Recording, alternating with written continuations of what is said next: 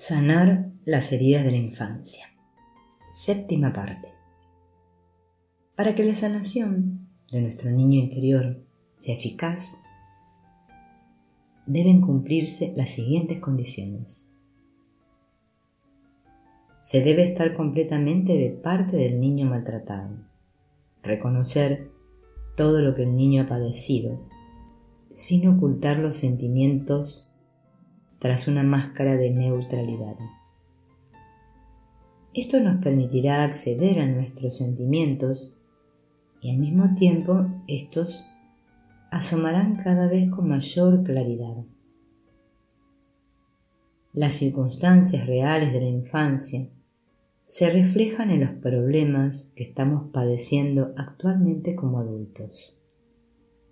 El permitirnos experimentar estas emociones intensas también nos permite descubrir la realidad del niño herido.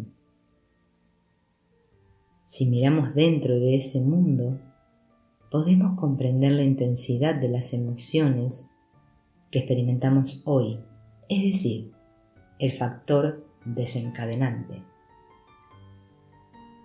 A través de esta interacción entre el presente y el pasado, comenzaremos a conocer nuestra propia historia y nuestra propia identidad. Un conocimiento que nos proporcionará una seguridad desconocida hasta entonces.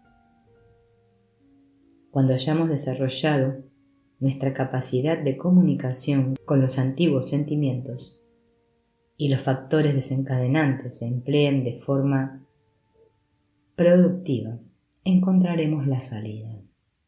Es importante encontrar una salida a nuestro conflicto, desdoblando nuestra percepción y experimentándonos a nosotros mismos, básicamente desde fuera, observando las situaciones dolorosas de nuestra infancia.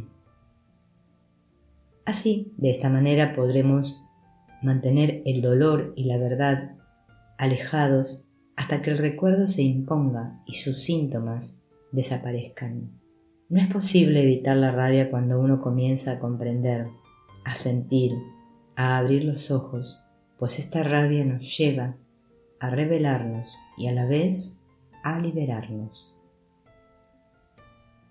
La depresión demuestra que estamos reprimiendo nuestros sentimientos más intensos. Por eso el tratar de reprimir nuestra ira es lo que provoca enfermedades, adicciones o crímenes. Si no experimentamos esa rabia porque creemos haber perdonado a nuestros padres, incluso sus más graves errores, comprobaremos muy pronto y con gran asombro que estamos convirtiendo a nuestros hijos o a otras personas en objetos del mismo sufrimiento que nuestros padres nos hicieron soportar. Si somos honestos, no diremos que hemos actuado por su bien. Esto desgraciadamente es lo que dicen casi todos los padres y por eso nuestra sociedad es tan falsa. Muchas personas sufren debido al apego que tienen a unos padres que los maltrataron y se sienten culpables por lo que sus padres les hicieron y consumen en ellos el resto de sus energías.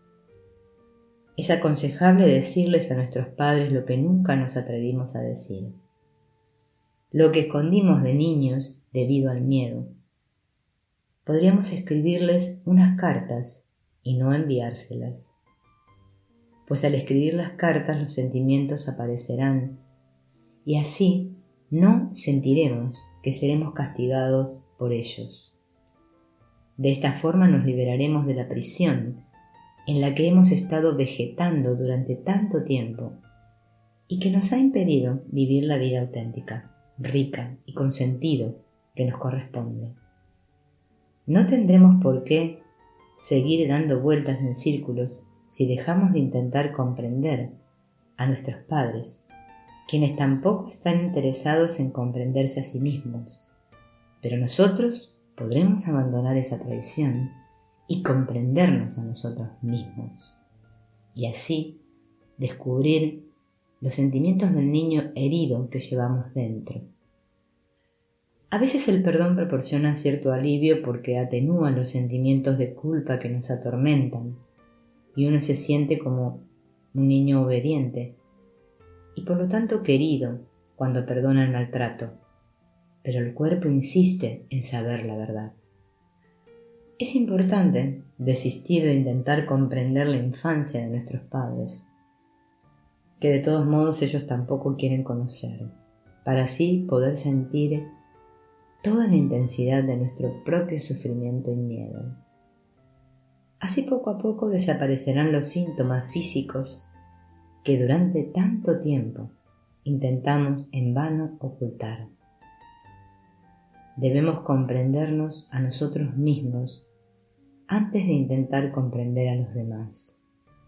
No podemos seguir traicionando al niño, niña que tanto sufrió, si queremos vivir nuestra vida con sentido, porque esta niña o niño no tiene a nadie más que a ti.